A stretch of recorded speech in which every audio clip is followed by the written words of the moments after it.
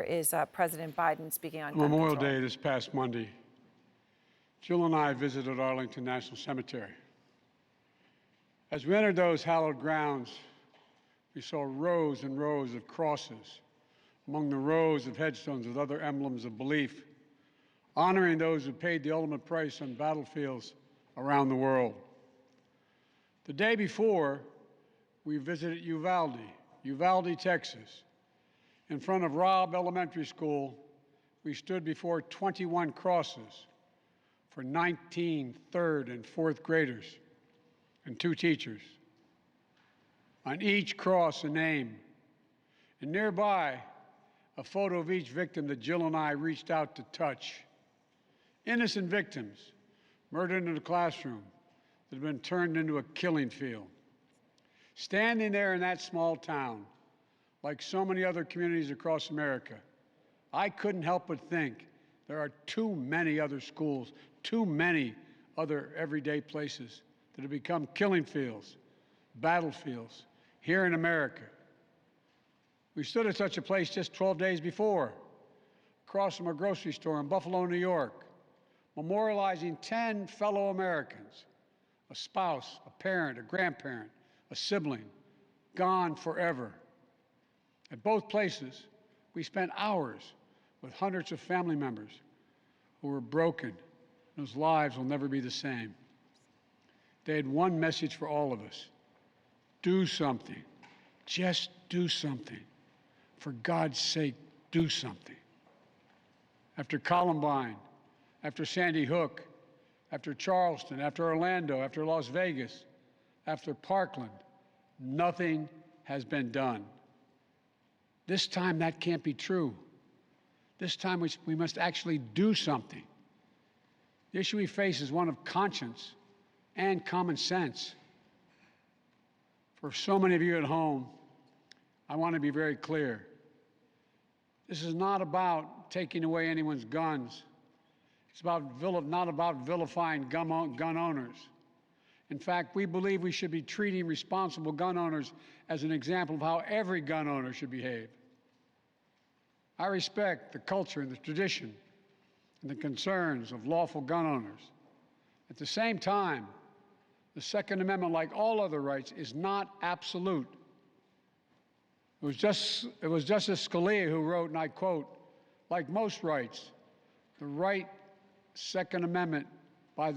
granted by the Second Amendment are not unlimited." Not unlimited. It never has been. There have always been limitations on what weapons you can own in America. For example, machine guns have been federally regulated for nearly 90 years, and this is still a free country. This isn't about taking away anyone's rights. It's about protecting children. It's about protecting families. It's about protecting whole communities. It's about protecting our freedoms to go to school, to a grocery store, to a church, without being shot and killed. According to new data just released by the Center for Disease Control and Prevention, guns are the #1 killer of children in the United States of America. The #1 killer. More than car accidents, more than cancer. Over the last 2 decades, more school-age children have died from guns than on-duty police officers and active-duty military combined. Think about that. More kids than on-duty cops killed by guns. More kids than soldiers killed by guns. For God's sake, how much more carnage are we willing to accept? How many more innocent American lives must be taken before we say enough, enough? I know that we can't prevent every tragedy, but here's what I believe we have to do. Here's what the overwhelming majority of American people believe we must do. Here's what the families in Buffalo and Uvalde in Texas told us we must do. We need to ban assault weapons and high-capacity magazines. And if we can't ban assault weapons, then we should raise the age to purchase them from 18 to 21. Strengthen background checks, enact safe storage law and red flag laws. Repeal the immunity that protects gun manufacturers from liability. Address the mental health crisis, deepening the trauma of gun violence and as a consequence of that violence. These are rational, common sense measures. Here's what it all means. It all means this. We should reinstate the assault weapons ban on high-capacity magazines that we passed in 1994 with bipartisan support in Congress and the support of law enforcement. 9 categories of semi-automatic weapons were included in that ban, like AK-47s and AR-15s. And in the 10 years it was law, mass shootings went down. But after Republicans let the law expire in 2004, and those weapons were allowed to be sold again, mass shootings tripled. Those are the facts. A few years ago, the family of the inventor of the AR-15 said he would have been horrified to know that its design was being used to slaughter children and other innocent lives instead of being used as a military weapon on the battlefields as it was designed. That's what it was designed for. Enough. Enough. We should limit how many rounds a weapon can hold. Why in God's name should an ordinary citizen be able to purchase an assault weapon that holds 30-round magazines that let mass shooters fire hundreds of bullets in a matter of minutes? The damage was so devastating in Uvalde, parents had to do DNA swabs to identify the remains of their children. 9 and 10-year-old children. Enough. We should expand background checks to keep guns out of the hands of felons, fugitives, and those under restraining orders.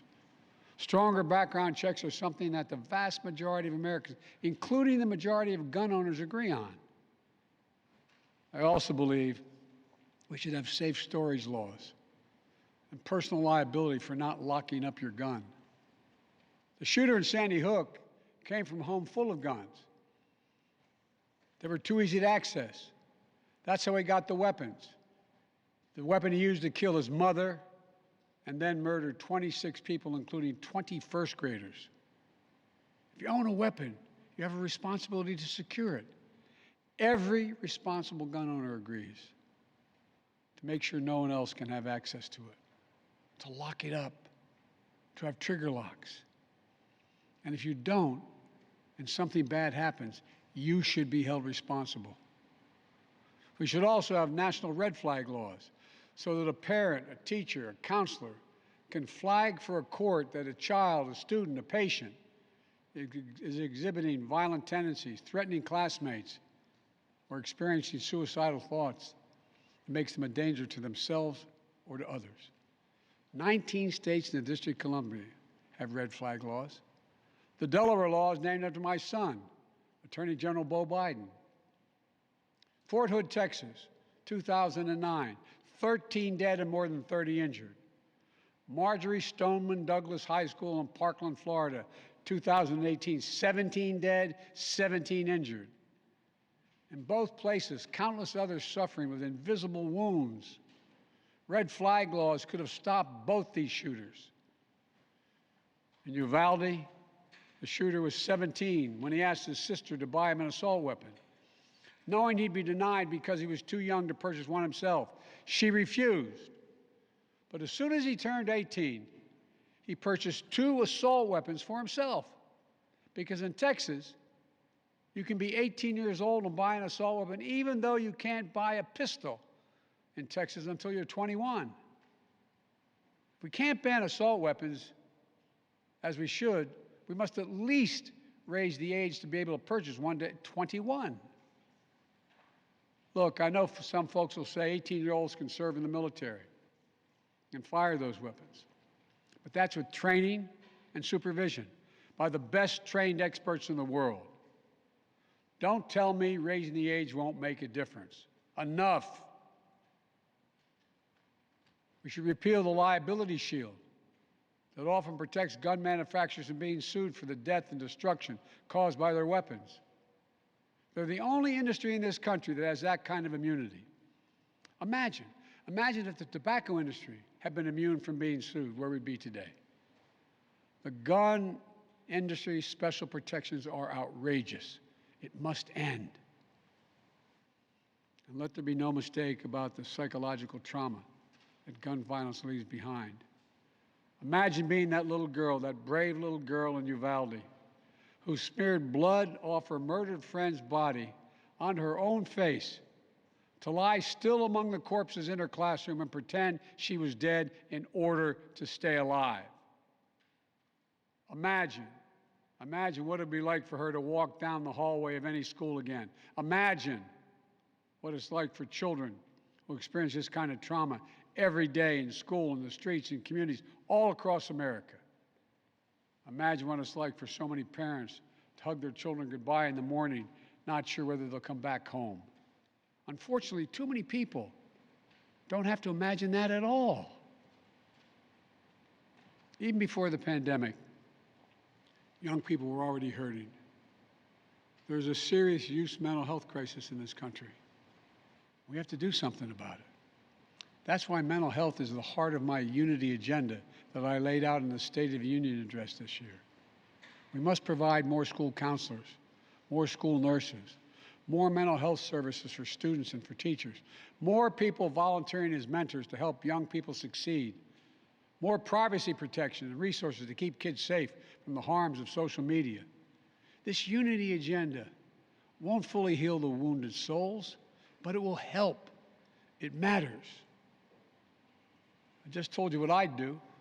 The question now is, what will the Congress do?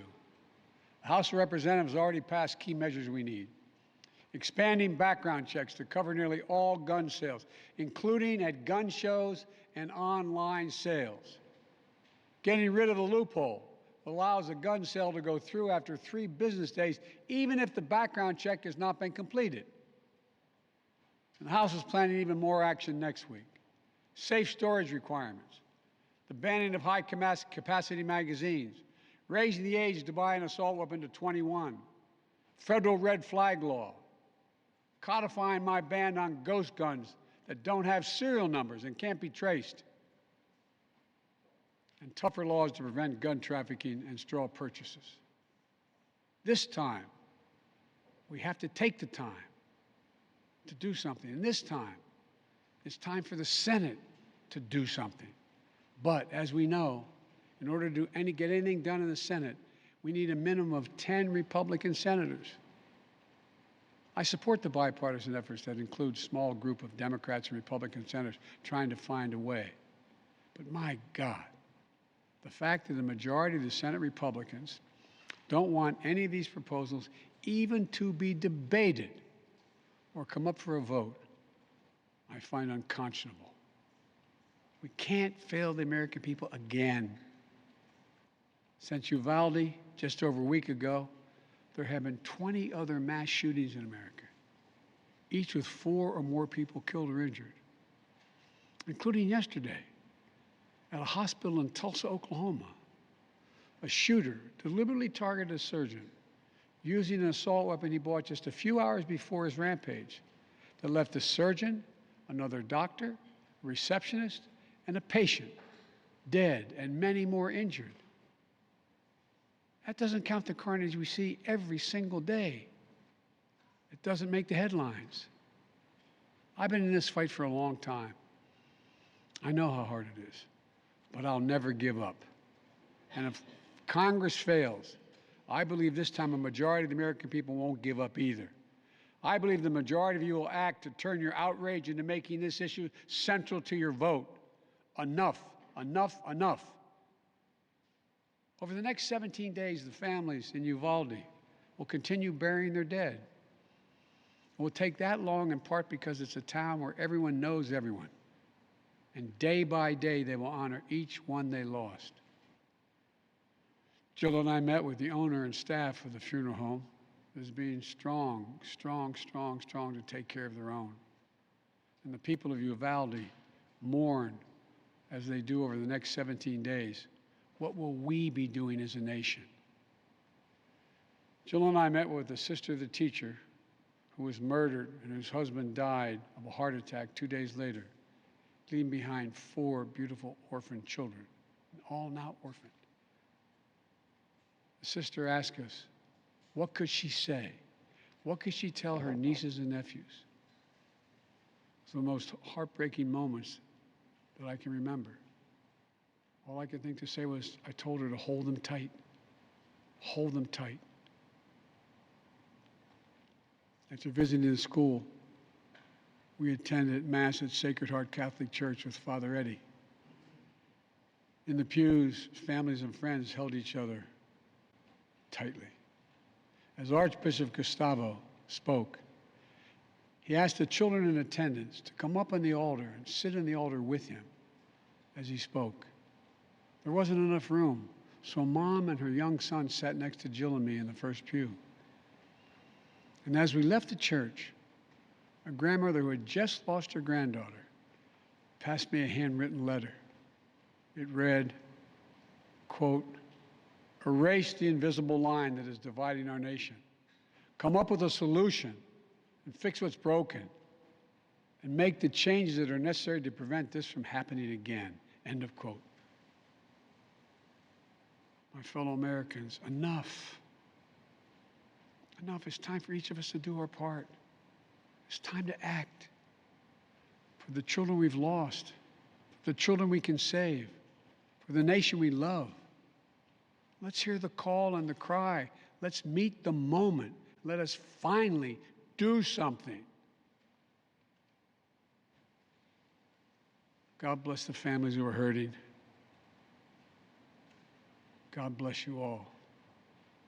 From a hymn based on the 91st Psalm sung in my church, may He raise you up on eagle's wings and bear you on the breath of dawn, make you to shine like the sun and hold you in the palm of His hand. That's my prayer for all of you. God bless you.